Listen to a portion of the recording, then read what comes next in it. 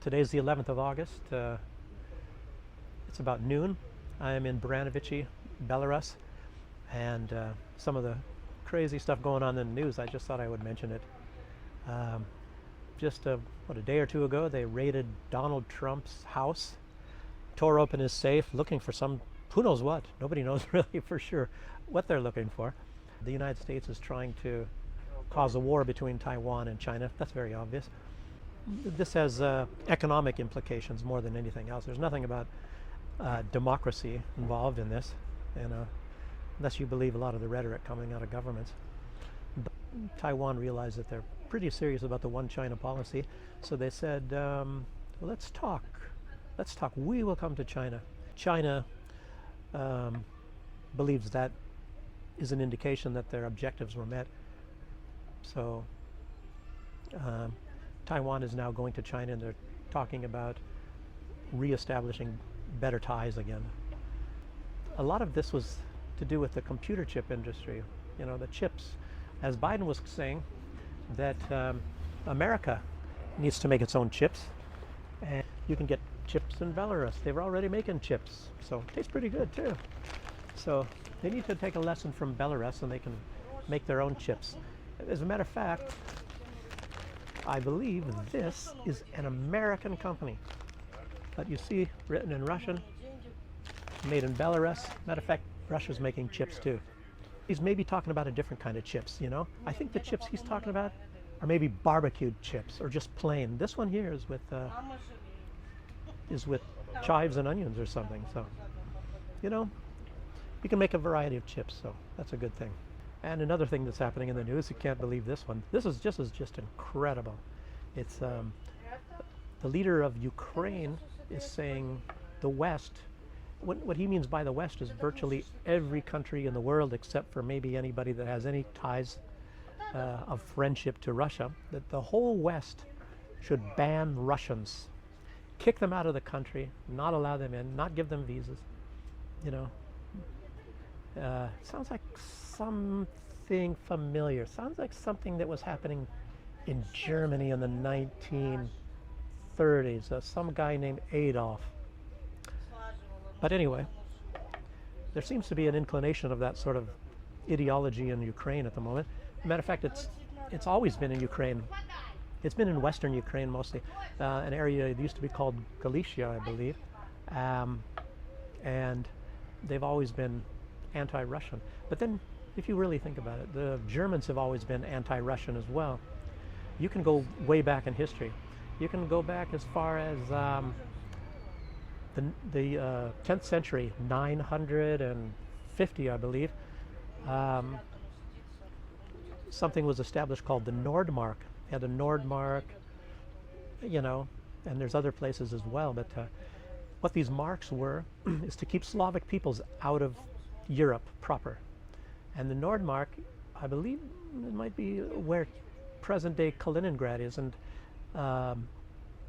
part of what was Poland today was part of the Nordmark.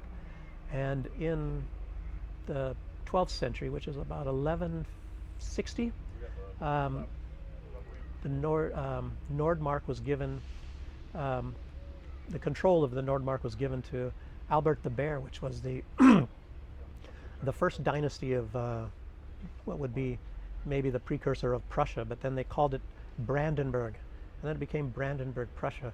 But Albert the Bear was the first one. Strange that the symbol of Russia is the bear. Maybe there's a coincidence somewhere there, but Albert the Bear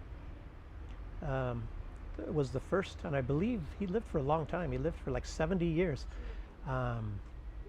and was in control of the Nordmark, which became Brandenburg very shortly after that. And then later it became Prussia, and then Prussia is the country that consolidated Germany in 1866. So Germany wasn't a country until 1866. That might be news to some people. So America is an older country than Germany. But that's just a little tangent I'm going off on.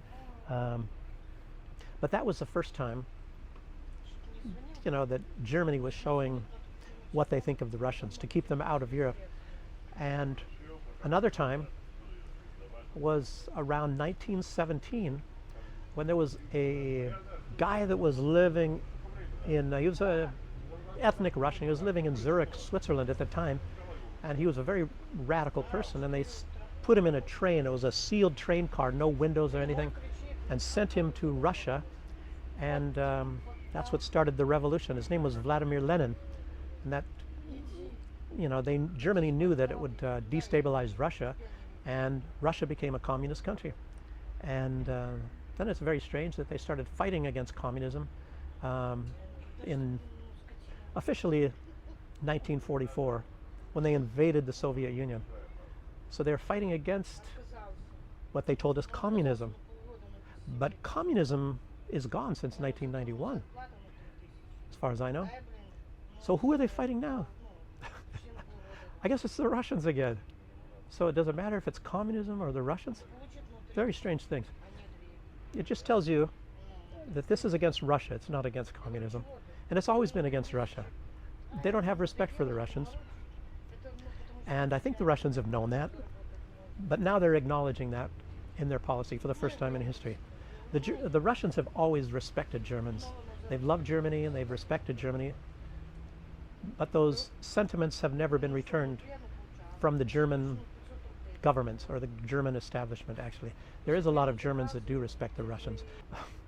You know, I don't understand how any sort of people will look at another people and say, you're inferior to us. Germans are not like that, you know. There wasn't even that much of that feeling in what you would call Germany in the 1930s. Germans are not that way. They don't think that way. But just a few people. There's always a few people in every country. And it's just much like Ukraine right now, what's going on. I don't think the Ukrainian people really are the way a lot of us, me included, get an impression of them being like. I think they just want to live their lives in peace as well, and they respect other people's. But there's an ideology that's sort of like a disease there. It's like a cancer, and the people are being pushed into believing this ideology that they should hate and hate and hate Russians. Maybe at some point in time, hopefully in the near future, those people that have adopted this attitude, they will wake up and look at themselves in the mirror and find out, you know, what's going on. And of course, this ideology is now taking over many parts of the world. As you see, a lot of countries are beginning to ban Russians. I was recently in Latvia, and there's anti-Russian things all over the place, pro-Ukraine. I don't know if that pro-Ukraine means pro this ideology. I shouldn't say that ideology. It starts with an N and has a Z in it and ends with an I. But I don't think I can say that, or I'll be deleted. I'll be deleted off the internet. But this ideology, it's just an infection. And the Ukrainian people deserve much better than this, you know, than to be pushed into this. Certain leadership in Russia has been trying to stop this ideology from taking such a strong hold amongst these people, and actually to liberate the Ukrainians from this terrible self-destructive ideology. So it remains to be seen if this is going to be successful. And it's very strange that the West, to include Germany and the United States, are on the side of this cancerous ideology. You know, why would they support such a thing? Why would they support somebody like they were supporting Osama bin Laden at one point in time? What about ISIS? And what about Al-Qaeda? I wonder who's supporting them. You can change the name of Al-Qaeda many times. You can change the name from ISIS to Daesh or whatever. But you have to ask yourself, where are they getting their funding? Where are they getting their weapons? And if you look into this a little bit deeper, get these weapons and pay all these soldiers and feed them, you'll find out who's behind all this. And the main question is why. You know, you can even talk about the Great Reset. What's behind the Great Reset? To fulfill this goal of, this main goal, the main goal of the Great Reset, believe it or not, is depopulation. Just astounding things. We'll find out what happens in the future.